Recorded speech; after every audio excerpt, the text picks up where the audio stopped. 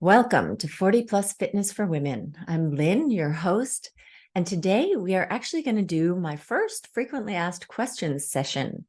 So these questions are compiled from you, my listeners and followers on Instagram, plus some things that keep coming up with my clients. But today is finally a gorgeous day here in Helsinki. I was actually at a party last night, which was at my friend's country house, an hour and a half drive from here, and it rained the whole time. It was an outdoor party and people were dressed warmly. I myself had a cashmere sweater on over my sundress. But the best part about the party was actually meeting new people. I knew my friend who was turning 50. So this is her 50th birthday party, plus then a couple other friends that we have in common. But other than that, they were all new people to me. And the most exciting part was meeting another woman whose name is actually Lynn as well. So that immediately caught my attention because there are not that many Lynns out there. And then we just hit it off. So, and it's not that often that when you're 50 plus, you meet new people that you hit it off with. So I'm looking forward to getting to know her better. We exchanged phone numbers. So that was great. But anyway, so let's get into the frequently asked questions. So one that I am getting really a lot, and especially related to my new program, which is Learn to Lift at Home, is what sized weights should you buy? Now, this is a topic that I cover in quite a bit of depth in episode number 11, called What Weights Should You Start With? When should you go up in weight? And how to apply progressive overload. So that is definitely an episode that I recommend you listen to. But let's go through this one more time. So the challenge here is that I actually can't tell you what weight you should start with, because that is going to be individual. It's going to depend on how strong you are and how well you know how to do the exercises. So if you have some background in doing any weight training. If you have a friend or you have the ability to go, if you go to a gym and they have some weights, you could go in and do a little test to see what maybe the lowest weight that you should start with. Because I think one of the challenges is that women tend to be lifting too small a weights. And even though maybe in the very, very beginning, you will need small weights just because your body is not used to doing weight training, you will find that quite quickly you are able to increase those weights. So the smallest weight that you'll need is the one that you'll need for lateral raises. Lateral raises work your middle shoulder muscle. And the way that you do a lateral raise is that you'll be standing with your arms by your side and you will raise your arms, keeping them straight until they are parallel with the ground. And the angle at which you raise them should be not directly out to your sides, not directly in front of you, but somewhere between that. So maybe 45 degrees out. And that shoulder muscle is one of the weaker muscles or smaller muscles that you have. So if you start with that one, you'll know that that's the lowest, the smallest weight that you'll need. So just let's say you're in your weight room, so you're trying to figure out like what weight you would need. You could also do this at home. You could try it with like a water bottle or a gallon of milk, a gallon bottle. See how heavy you can fill that and then weigh that and see, what the weight would be. But in any case, so you'll be standing there and, it doesn't matter really which arm you do, but maybe do your weaker arm or try both, see if there are any differences. But in any case, so you'll be standing there and your arms are straight and you will lift it to that horizontal position and see what kind of weight you can lift it up to that horizontal position with it feeling challenging. Now, our goal in the weight training really is to challenge your muscles.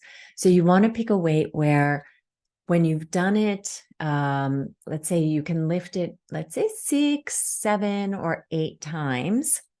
And then you feel like, okay, no, now I can't do this without shrugging my shoulder or swinging to help me or whatever, then that is, I think, a good weight to start with. Now, I could guess that that might be somewhere around 2 kilos, which is approximately 5 pounds for those of you in the States working with pounds. Probably won't be much higher than 4 kilos or 9 pounds. Now, of course, we're individuals, so maybe that somebody out there immediately is like, hey, 10 pounds is a piece of cake for me. But test it on yourself. So this is the challenge when people ask me, so that's going to be your lowest weight. And then what I would do is buy different weights going up from that. So you have the option that you can buy some individual weights that are going up from that, or you can buy adjustable weights. For me, what I did was I had some, these plastic dumbbells laying around the house because a friend of mine had moved like 10 years ago and said, hey, Lynn, do you want these weights? And I thought, oh yeah, I'm going to start weight training at home. So I took the weights and then they sat there collecting dust for years. So I started with those. And then I started buying just used weights online because during the lockdown, a lot of people bought weights and then never started using them or went back to their gym afterwards. So I was able to buy a lot of really good, virtually untouched weights for almost nothing.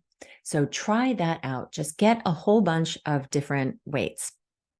And then I also do have a link in the show notes for some weights. If you don't want to do either of those things, you just want to order them new, no hassles.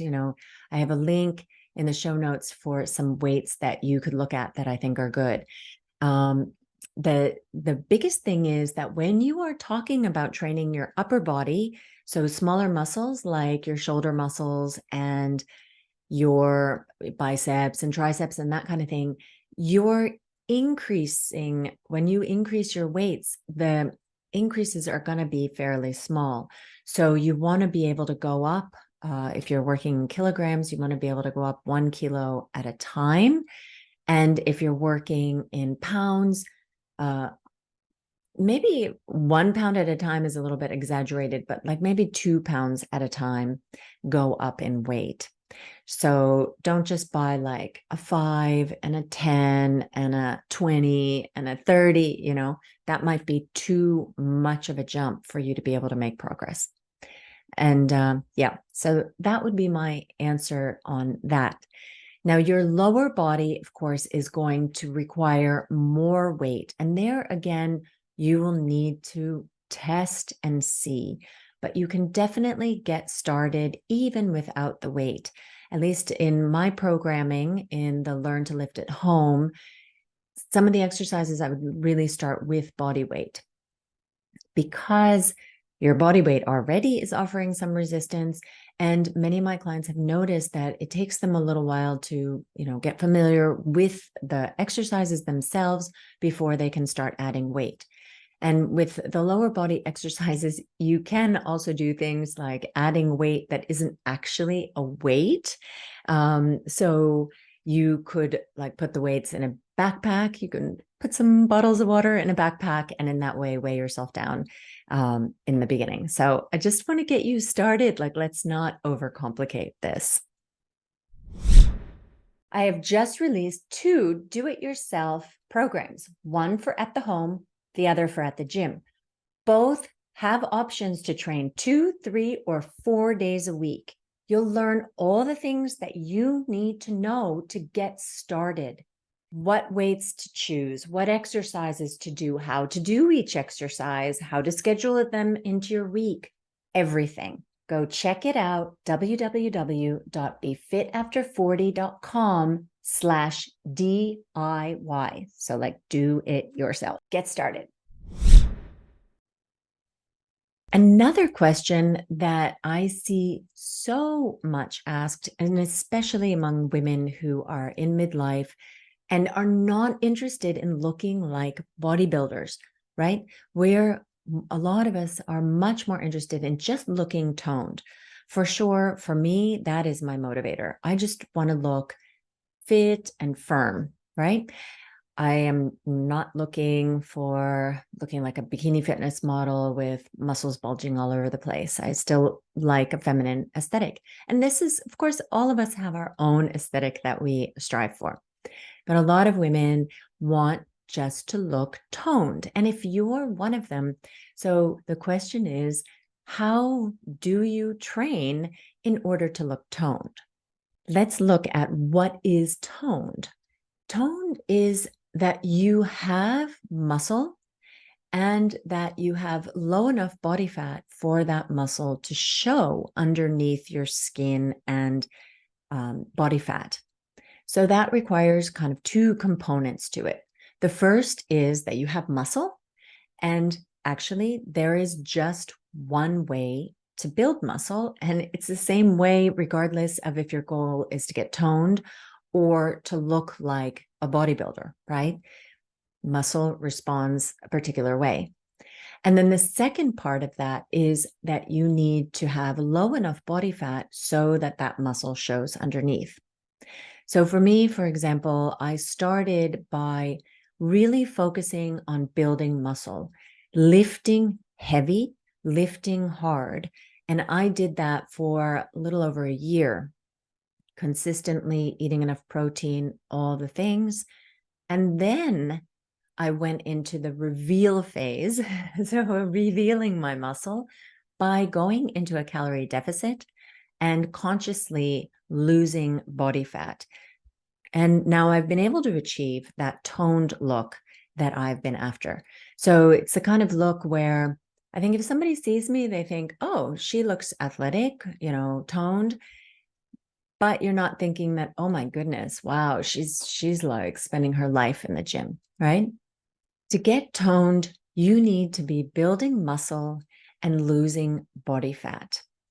Building muscle means challenging your muscles, applying progressive overload, and working close to failure.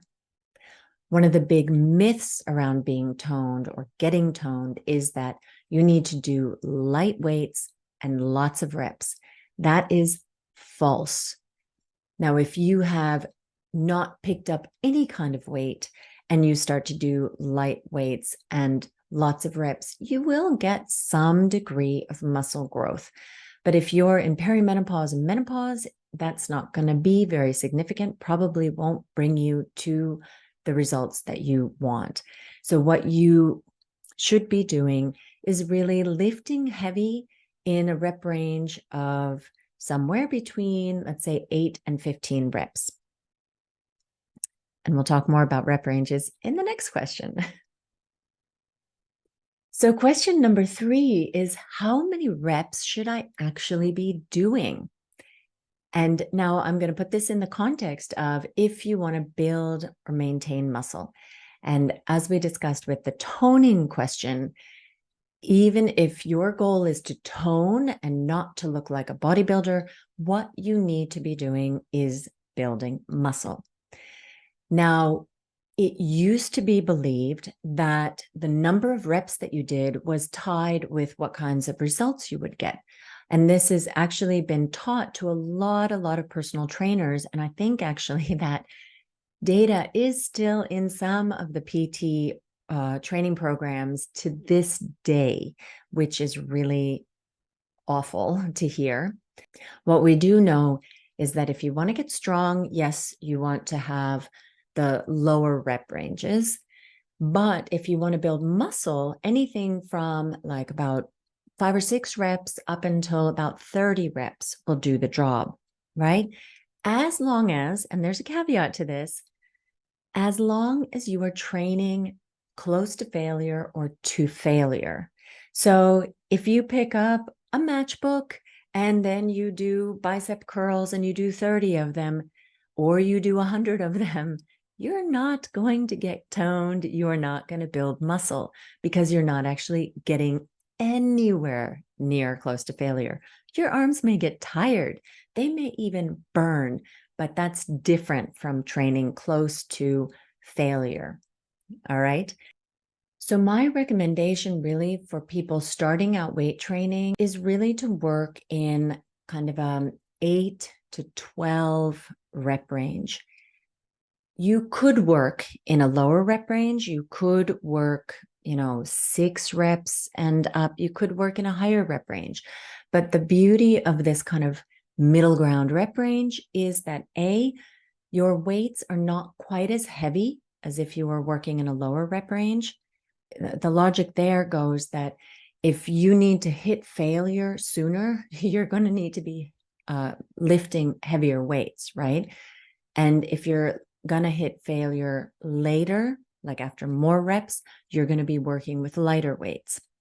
And when you're working with lighter weights, you are able to pay more attention to your technique. And when you're a beginner weight trainer, that is a really good idea. Now, the disadvantage of doing hugely long reps, hugely long sets, so lots of reps in each set, is that, you are tiring yourself out a lot more. So your weight training overall may not be as effective as if you're doing a little bit shorter sets. So I recommend somewhere between like 8 and 12 reps to do as your rep range. Another big discussion that we have is on working compound exercises versus isolation exercises, and which ones should you be doing? Now, there are advantages and disadvantages to both. Compound lifts are basically these more complicated exercises where you are using multiple muscles at a time. So squats are a good example. So they can be all kinds of different squats. They can be a back squat. It can be Bulgarian split squats. You can do hinge movements, RDLs, all kinds of different compound exercises where you're just using a lot of muscles at the same time versus isolation exercises. Now, isolation exercises aren't going to be 100% just using that particular muscle that you're trying to isolate, but it is more of like an emphasis type of thing. So like a bicep curl, that is isolating your bicep. Or if you're doing a leg extension machine, you are really working your quads and not really working anything else. If you're doing a leg curl machine, you'll be isolating your hamstrings, working them and not really working other muscles. So the difference is that when you're doing a compound exercise, you can think of it like, well, I've used this analogy before. It's like as if you and let's say your whole family is moving a heavy piece of furniture around the house. If your family is comprised of different people, so you might have your 6-year-old holding onto one edge of the couch, and you've got your husband holding onto one end of the couch and your mom holding onto another end.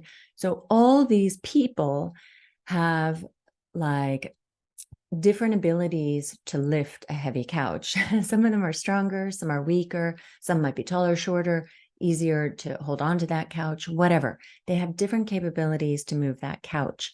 And so even though you use all of you to move that couch, and it makes, you can get that couch moved and all of you get a little bit of work at the same time there.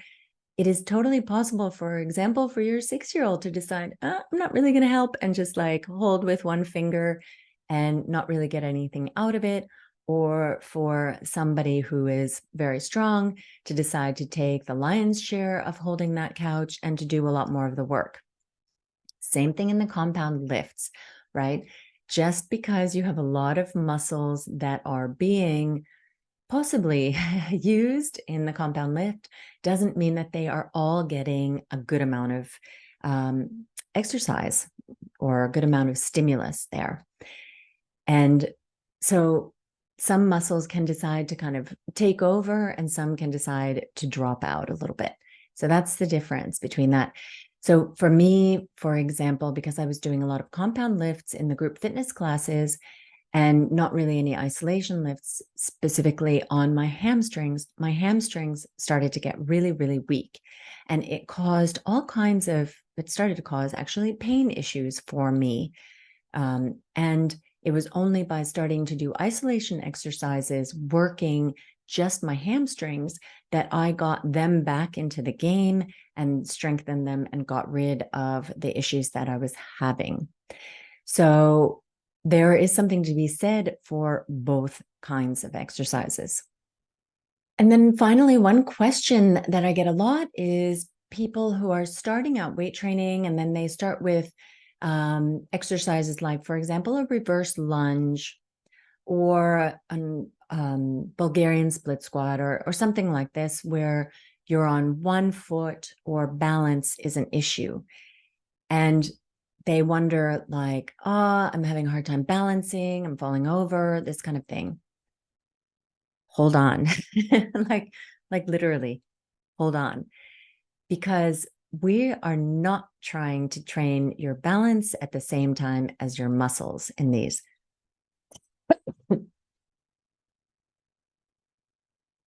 In fact, your body is designed such that if it feels like you might fall over, then it's going to be focusing much more on your balance than on your strength.